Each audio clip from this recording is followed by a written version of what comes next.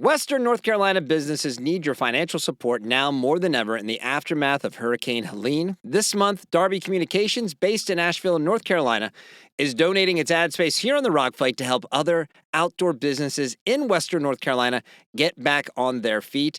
Asheville local endurance brands Fuel Goods and Pressio have started a fundraiser through their Together We Rise t-shirt campaign. 100% of these t-shirt sales will go to local outdoor businesses that have lost everything, like Rockgeist Bikepacking USA, a local bag maker, and Asheville Adventure Company, owner of Asheville's only climbing gym. Both businesses lost everything in the unprecedented flooding from Hurricane Helene, and you can get your Together We Rise shirt and support Western North Carolina at fuelgoods.com. Welcome to the Rock Fight, where we speak our truth, slay sacred cows, and sometimes agree to disagree. This is an outdoor podcast that aims for the head.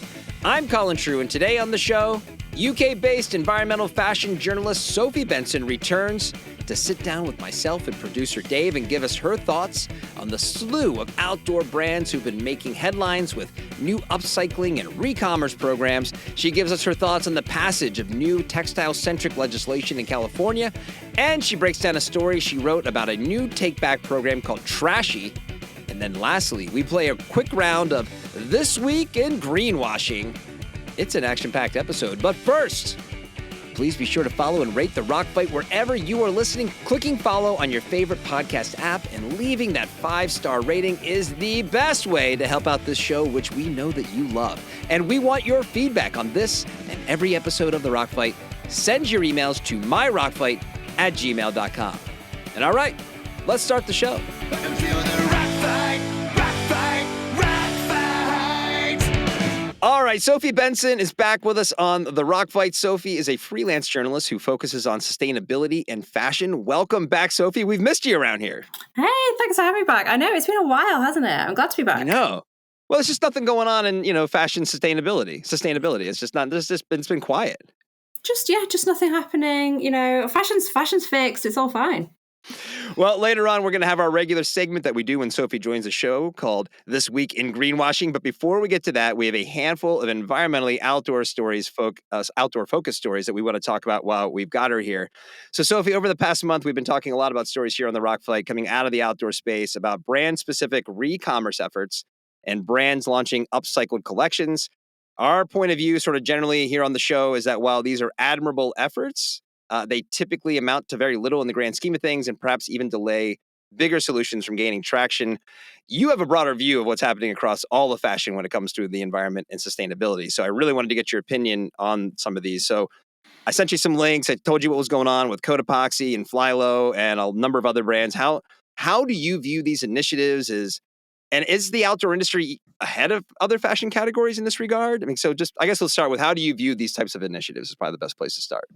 Yeah, I guess I feel the same way as you in some senses. I do think it's a good thing. I'm glad that brands are looking at circularity. I'm glad that they're looking to kind of recoup what they've already put out there.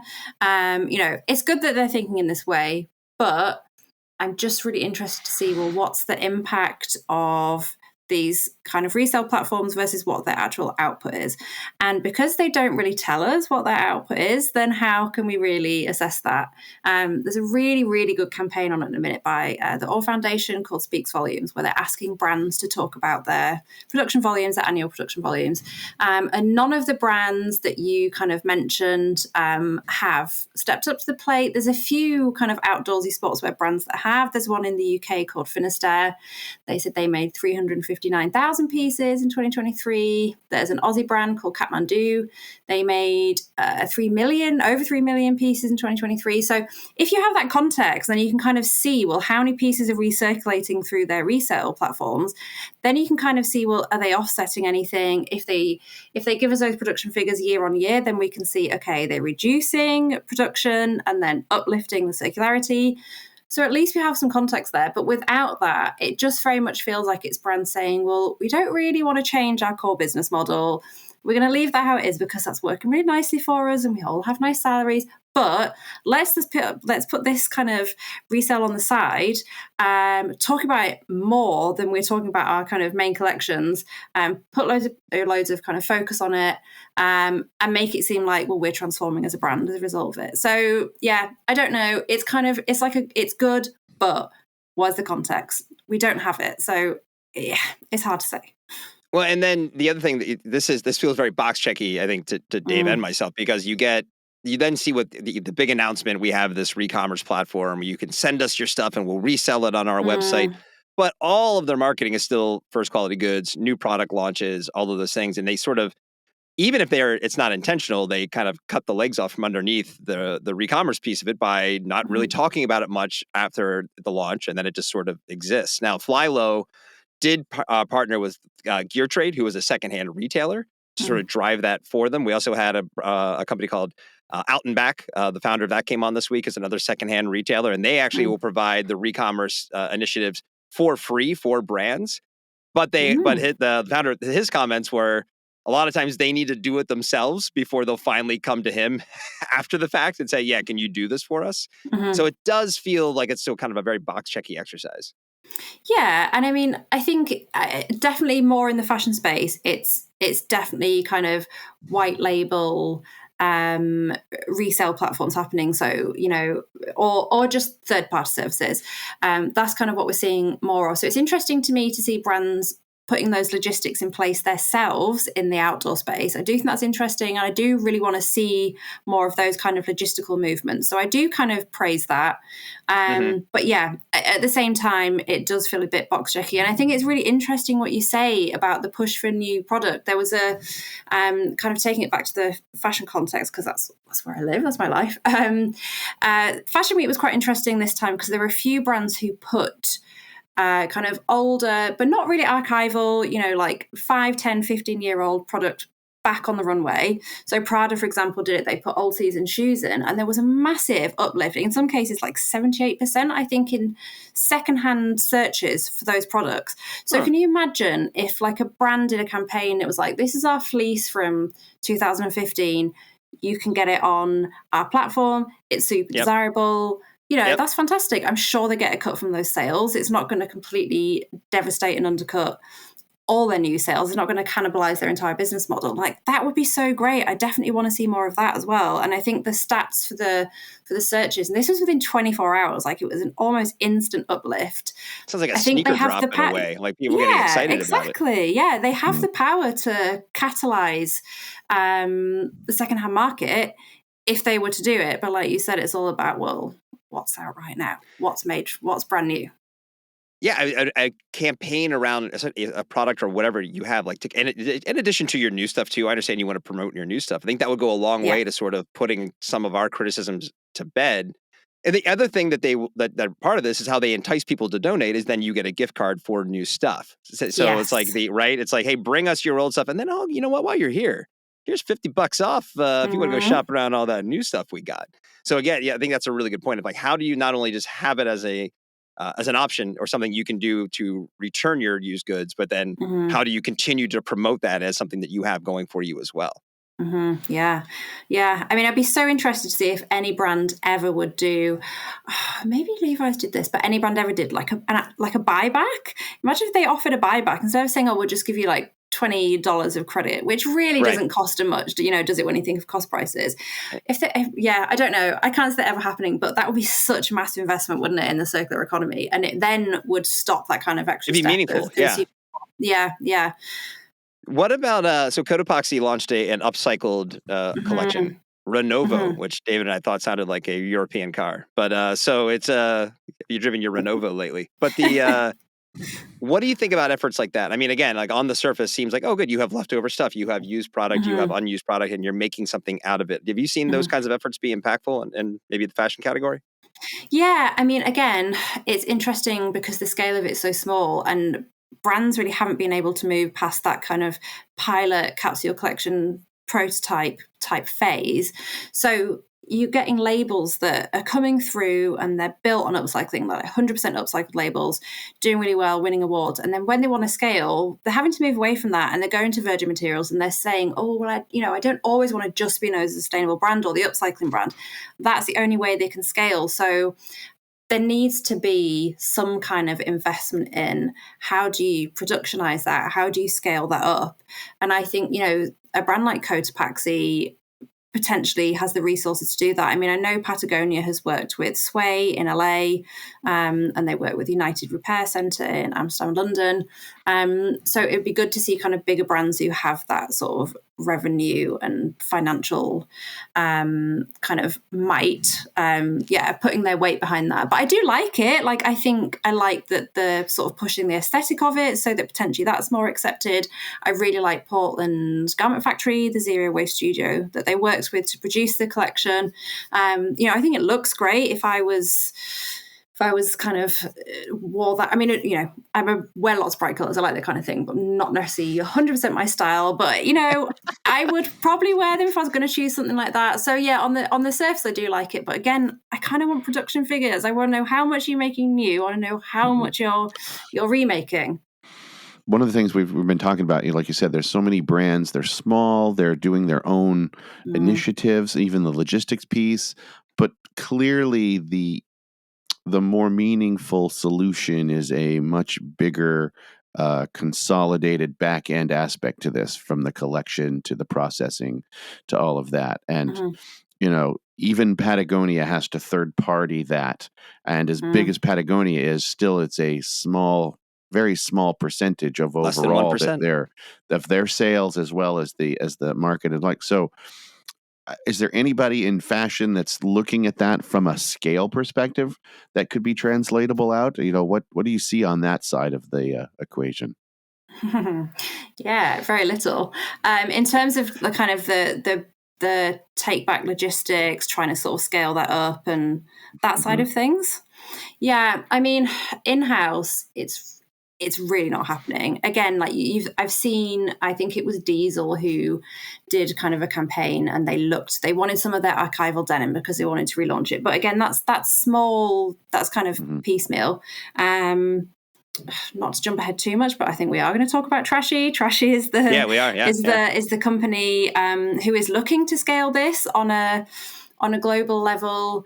So yeah, it's happening on a third party level. But it's kind of, my feeling is that it's not staying enough within the ecosystem. The answer is still over 50% exportation. To me, that's not true responsibility. I think, it's hubris. It's pushing the problem away to say, well, we can only accept so much of the problem that we create. Hang on. That's not fair. Yeah. Why is someone else having to kind of pay for your problems? So yeah, it's starting to happen, and I'm definitely happy to. I'm sort of alluding to Trashy, this sort of thing I've not mentioned before. I'm happy to elaborate. Let's talk. No, we're going to get there next. I guess this is kind of, because again, we live so much in the outdoor world. I mean, it does sound like this is something maybe a feather in the outdoors cap. But it sounds like there's a lot going on here where maybe other sectors of fashion, and as I tell our listeners all the time, don't get confused here. The outdoor industry is part of the fashion industry. We all make things the same way. So that's a good thing. I think it's and Dave's right. I feel like, when I see the gear trades and the out and backs and these retailers, secondhand retailers, it's like, that put the efforts there. Don't stop doing it, trying to do it on your own, guys. Even if you're well-intended, it's going to be not that meaningful of an effort. So, but if this is an opportunity for the industry to lead and kind of say, hey, here's how you do it here. We're actually trying some things that no one else is. That's a good thing. So pat on the back, outdoor industry. Nice work. That's very generous of you. Well, we complain a lot on this show. So every once in a while, you gotta have some good stuff too. You have to. You do. It keeps it going. So on the legislation front, though, and this is going to lead into the Trashy conversation. Last week, here in California, where I live, we saw the passing of SB 707, which makes producers responsible for recycling, reusing, and collection of their products. This is specifically a textile-driven initiative. And to go with the conversation we just had, This bill actually calls on brands to emphasize reuse and repair programs for branded resales. So obviously, I'm sure you were aware of this passing. What are your general thoughts on SB 707? Yeah, I mean, I'm glad it's happening. I'm very much not surprised that it's happening in California first. The blueprints that we have to go on are sort of the EU more broadly, that's coming down the line, and then France, where a version of it does already exist. I mean, it's really early days, so it's difficult to know exactly what shape this is going to take, but I think we do have clues from what exists already. And so the kind of shape of it will be that there will be producer responsibility organizations, so PROs. They're kind of an industry-driven group who basically become responsible for EPR, for the extended producer responsibility. They do everything from kind of redistributing the funds that are generated through this program to kind of really deciding what the infrastructure and the ecosystem of it looks like. That does have to be kind of given the okay by the people higher up in the sort of lawmaking system. But within that, there are kind of quite a lot of unknowns. So, for instance, it's funded by fees, basically, like a per item fee. And the fees are what's called eco-modulated. So if a garment is deemed to be more sustainable, so e.g., if they say it's made of organic cotton, therefore it's more sustainable, then you'll pay a lower fee. If it's made from virgin polyester, for example, you might pay a higher fee. However, what is deemed to be more or less sustainable is really, really up for grabs. And there's kind of huge arguments about that within the EU. And ahead of the sort of definition of that, a whole host of kind of industry organizations wrote a joint statement, and they kind of pointed out what they call the grave shortcomings. So there was an omission of target setting for waste prevention. So if a brand was kind of lowering its production volumes, they think, well, they should have to pay a lower fee. Leather goods were exempt from eco-modulation. And also, because it's a producer dominant structure, so it's basically run by the industry for the industry, then in effect, they're kind of writing their own rules. So there are some potential issues coming down the line. But at the same time, it is an opportunity to kind of get things right and sort of look at what the issues are in the EU and France, and do it better and have different stakeholders involved and look at, not just keeping the money within the ecosystem of California. Like, can you redistribute those funds to, like, proportionately to, say, Ghana or Kenya, where the clothes will be accepted? So there's a really big opportunity, and I hope that California kind of runs that. But at the minute, we just don't know what sort of shape it's going to take. So I'm really interested to see how it's going to pan out. Yes, I'll be watching, hopefully / critically. We shall see. Well, you talked about the modular fees, and I know they're still Yes. kind of sussing all that out. Is there any discussion in terms of what an actual dollar or euro amount would be? I know it's sliding, but what are we talking about here? Is it, Yeah, I mean, I do know in the EU it's like a matter of cents. It's really small. Okay.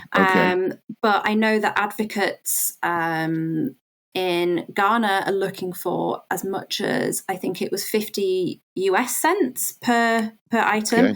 So the kind of difference in expectation from sort of, I guess, business-minded policymakers and then those who are actually kind of bearing the brunt of the environmental pollution is very different. And there are a lot of arguments that the figures that have actually been put forward by policymakers aren't enough. They're not really going to touch the sides. Dollar amount, I'm not sure, but yeah, in the EU, it is small. But it's good for context, and just to kind of add to it, we're talking about a hang tag, right? That's what we're talking about here, the cost of a hang tag. Yes. Right? So, interesting. Yeah.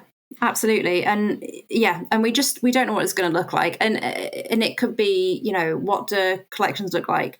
Who's funding the sorting? What's the ecosystem and the parameters around that? There's so much that we don't know. And if the fee isn't high enough, then I imagine the whole kind of extended producer responsibility ecosystem, I keep saying ecosystem, will be proportionately kind of not kind of established enough. Right.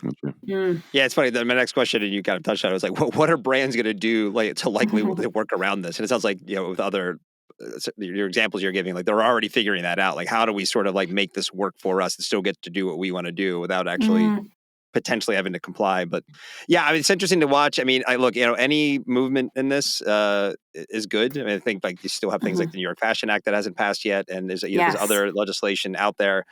At some point, I imagine like this snowball gains so much momentum that things actually really start happening. And we go from a world where you have Cascale throwing red carpet events for themselves to actual legislation that makes differences down the road, right? So, but I mean, at the same time, I imagine the PROs will also, but PRO, I'm sure PROs will probably also throw themselves red carpet events. So we shall see. Well, this is, I mean, just some context for some of our listeners too. So we got some pushback when talking about some of like the Recommerce efforts of like, hey, come on, guys, like any effort's a good effort. And it's like, yeah, but when you kind of go outside of your little kind of narrow purview of the outdoor world and you have these kinds of conversations and you see how this typically goes.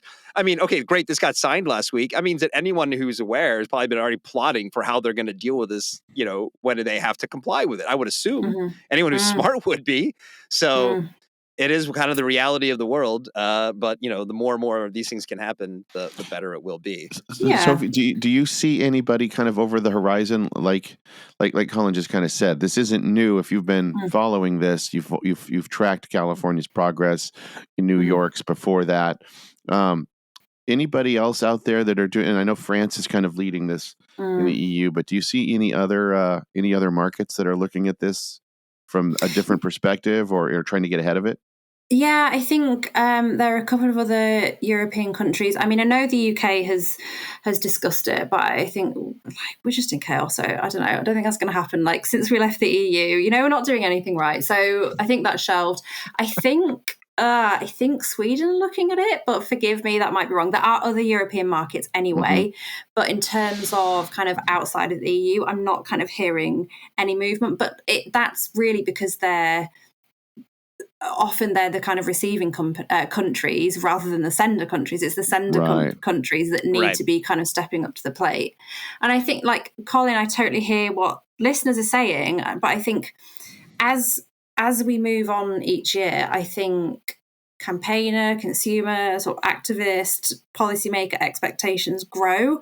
And I think brand strategies and innovations need to grow with that as well. So I'd say 5 years ago, if a brand was doing this, I think we would have sat here and had a conversation and said, well, this is really good. But I think now we have, we know what we know. We've seen the images of, polyester waste tangled on shorelines and kind of embedded into dirt in different countries. Like we have seen that. We have tangible proof of that. And I've sat at conferences where I've sat on a stage that has an audience with 300 people and I've heard brands say, we're doing the best we can, this is what we're doing now. You should praise us for at least doing our best. And then I'll go into a side room where there's like an audience of 50 people and it's a kind of a smaller community from a place where they're actually dealing with this textile waste. And they're saying, well, what we actually need is a reduction in production. This is the reality that actually we should be listening to. So I kind of don't want to hear brands say we're doing our best, because if you're in those communities, the best actually isn't good enough at the minute. And that is the reality. And it's hard for people to hear who are probably stuck within quite archaic systems that are really slow moving and trying to push. But it is just the reality. Like we have to do more and quicker. A reduction in production is exactly the ultimately what we need, and it's the thing that no brand will admit to, because that means a reduction in profits. And there's a level where I understand that. Like if I'm the CEO of a company, it's my job. Like my job is to go make more money. But bigger picture, that is the solution here. That is the solution to make less. I mean, I kind of oversimplifies it, but it's true. So that's a good segue into something we want to talk about, something that you wrote recently for Atmos.com about a product called Trashy. It's also sort of a take-back program in line with some things we've been talking about. Let's start with what is Trashy? What was sort of the basis of the article? What did you learn through writing this article? Yeah, this was really, really interesting to report on, actually. So the basic question of the article is, can Trashy solve fashion's waste problem? Hold on. Trashy. Yeah. It's called Trashy.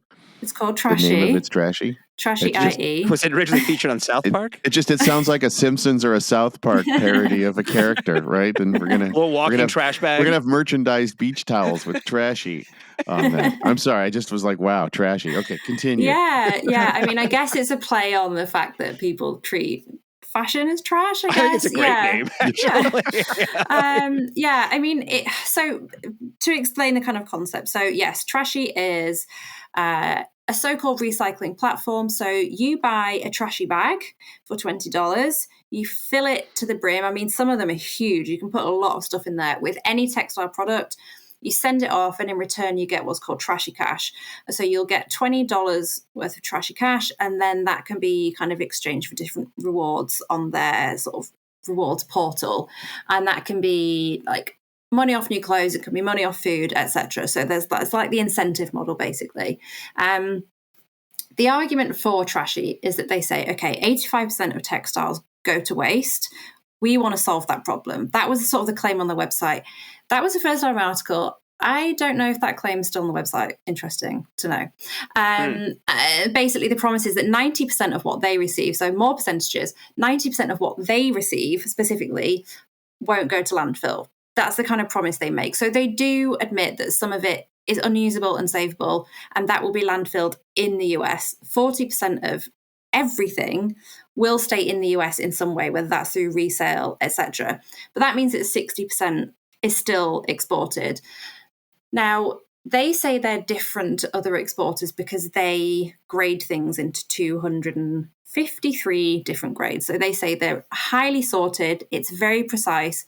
They have a matchmaking kind of process with the markets that they supply.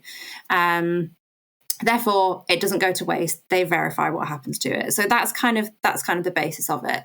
And it, I am kind of split over this because on the one hand, something does need to be done. We can't be letting textiles go into landfill anywhere, and they do kind of need to be caught up in that system. And when I was speaking to the founder, I've got the quote in front of me actually because I wanted to get it right. So she says, I can't find the market mechanism for slowing down the consumption pattern. As long as there's a $5 bikini, someone's going to buy it. So how do we become a facilitator for a collection mechanism that resonates with consumers and provides some value?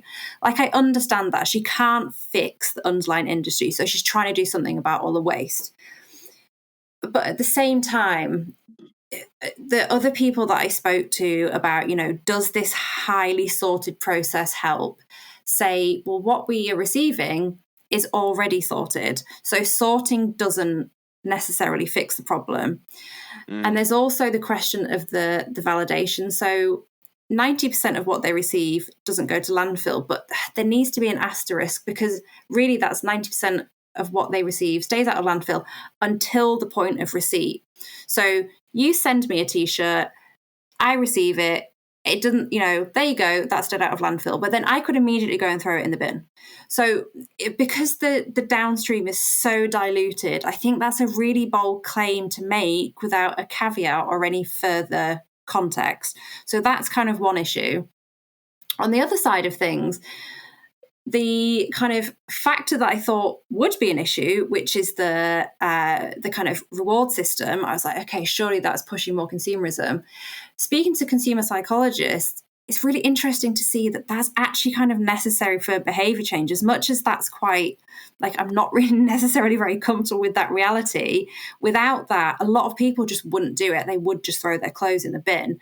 And the stats do kind of show that people are moving away a little bit from buying more stuff and looking to kind of experiences as well. So there is a positive side to that. It's this is like Nicorette or Zyn to get off the cigarettes is what it sounds like. Well, it is that within any antidote lies a little bit of the poison you're trying to get rid of. I used to be on heroin and now I'm on methadone. That's right. Yeah. But I mean, I would say, I think something that I sort of really balked at was the social media, because you've got people saying I need to go shopping for my holiday. So let me get rid of all this stuff. And I think that messaging is really unhealthy, and like that should change. So I did have kind of take issue with that in the article, because I know you sort of need to have that fun side to it, but is that tacitly just saying, well, this is fine to just throw stuff away and buy more stuff? That, for me, that doesn't. In fact, that's sort of antithesis to what she was saying about that not finding the market mechanism. But is she pushing that market then with that, or not she, the founder specifically, but the model of Trashy? Right. Is it pushing that side of things further? Is it fueling it? So it was very interesting, and I felt conflicted and surprised. It was a roller coaster. It's funny you bring up the quote, because that was my takeaway from the article too. Is like the founder of this seems like the most interesting part of this. Like it seems like she understands the assignment in a way, but also like, well, still we got to do something. So it'll be interesting to see what she does going forward, or how this evolves.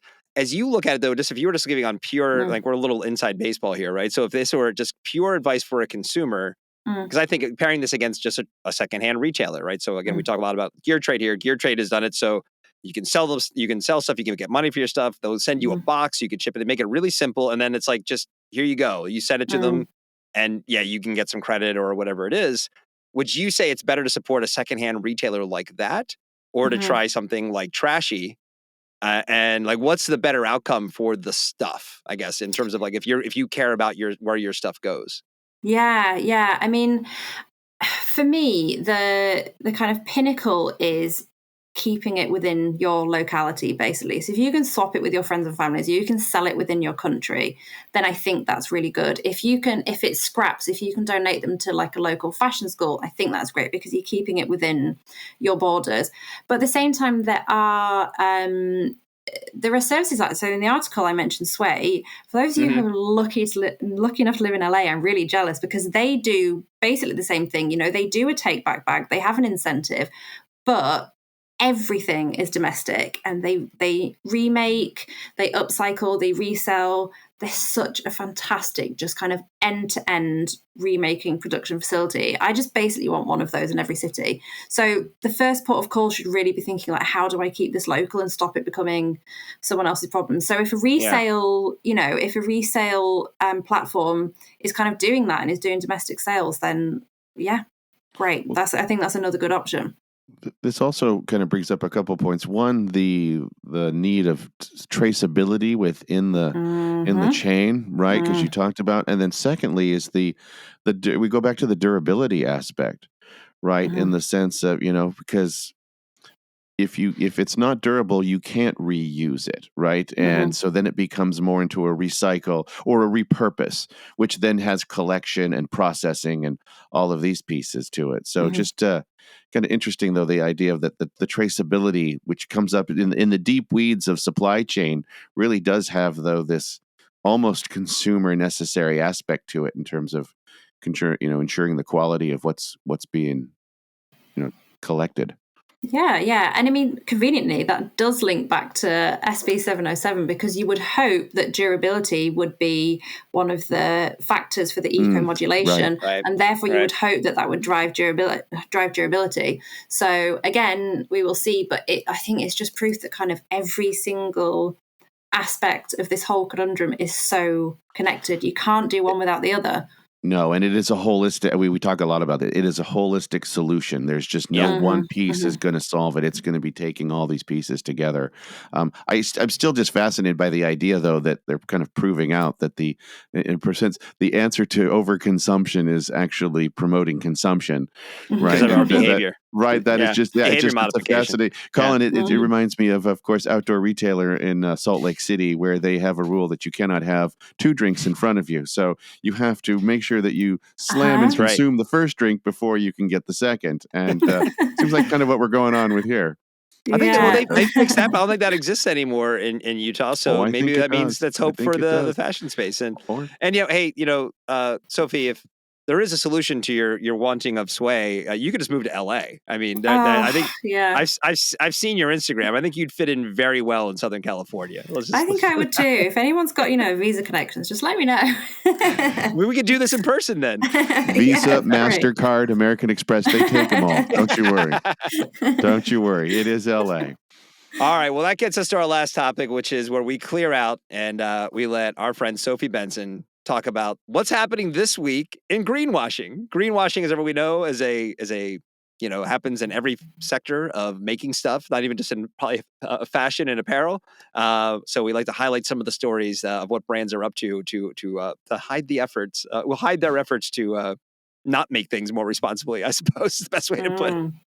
Yeah, I mean, so this week I'm kind of putting the frighteners on brands basically because I want to let them know that there's a crackdown coming. There was a kind of a bit of a crackdown a few years ago, but it is happening again. It's like there's like a doubling down. So here in the UK, and as I think I've said before, like we truly are the capital of fast fashion. Like I'm sorry, it's our fault. So in 2021, all right, so maybe you can't come to LA. We need you over there. Okay, I'll hold down the fort. So 2021, there was the Green Claims Code, but now 3 years later, brands just continued their shenanigans. So the Consumer Markets Authority said, right, okay, we're doing this again. There's like we've got even kind of harder guidelines for you, and then once these are issued, we're kind of going to be cracking down, and there's going to be strengthened consumer powers, and we will have the power to fine businesses up to 10% of their worldwide turnover. So that's huge if they break the law. So this is kind of like a shot across the bows. This is like, okay, this is the second time we're telling you, this is your final warning. You have to stop doing this stuff. And they have done an investigation of 17 well-known brands who they won't name, but I bet I could write them all down and listen. They would be 100% right. Should we speculate for a moment? Or? Well, I don't know. I don't have legal aid, so let's not. I'll DM you after. Just because they're guilty doesn't mean they're not vindictive. So yes, yeah, right. Exactly. So they were sent letters of concern to highlight their green claims that they'd wrongly made, whether it's like use of vague terms or products being wrongly included in eco ranges. So I'm interested in this. I'm kind of locked in. I want to see what the outcome of this is interesting. And then another kind of thing to watch, another thing that I think is really interesting happening in greenwashing is that Shein is being investigated, which, yes, we knew they would, but they're actually being investigated by an Italian watchdog, and it's a Dublin-based company that manages Shein's website in Italy. So we all know that kind of Shein started in China, then they moved to Singapore, and a lot of people felt they were sort of untouchable, but it's interesting that regulators are finding these ways to actually crack down on companies in their other markets. Because, you know, we're talking about regulation, like the New York Fashion Act is brands operating in New York.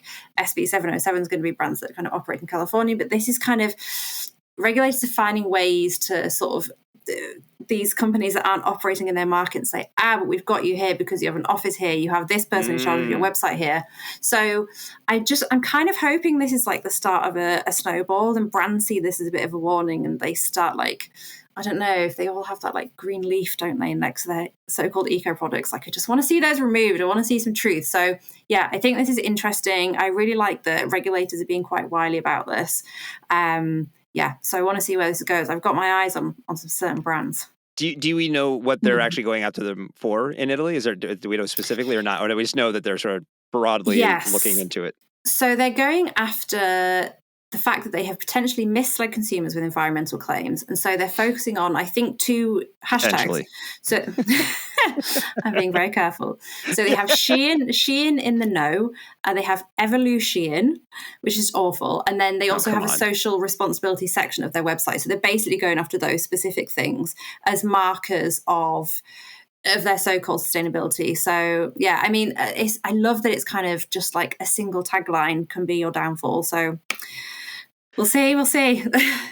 Dave's specialty is in branding and creative. So, Dave, I want to put 60 seconds on the clock and have you go Trashy versus Evolution about which one works and which one doesn't. Oh, come you on. Got 60 seconds to do it. I don't think you can do it in 60 seconds. No, it's Trashy. Are you kidding me? Because you could run with that. Like I said, there's merchandising opportunities here. There's a kid's cartoon in the making. I mean, Trashy could be actively working against the best interests of the world, and Dave doesn't care. He's all in on Trashy. Right? Cute little guy rocking across the screen. You got it. Evolution? Yeah. I don't even Come know. on. That's just awful. That's sort of I don't know, like I don't even really know. MAGA political candidates, like something. Yeah, there's just what do they mean? You know what I mean? Wow. All right. Well, these are some big ones. Those are good ones Yeah. there, Sophie. Nice job. There's always Thanks, something. yeah. Okay, yeah, it is. There's always something going on in greenwashing. Well, we can wrap it up there. Sophie, thank Cool. you as always for coming on. Hopefully we don't wait as long in between appearances now. We've both been pretty busy. We've all been busy here. So Yes, I know. We try our best. Let's try and get something in the calendar. absolutely. All right, Sophie, thanks for coming on. Thanks. Thank you. All right, big thanks to our guest today, Sophie Benson. You can read her work, including her full breakdown of Trashy, and order her book by heading to sophiebenson.com. The Rock Fight is a production of Rock Fight LLC. Today's episode was produced by David Karstad with art direction provided by Sarah the Sandworm Gensert. I'm Colin True, and here to take us out, it's Chris DeMakes, who's in Australia right now. He's coming to us from Australia, guys, and he's going to sing the Rock Fight fight song. We'll see you next time, Rock Fighters. Rock fight.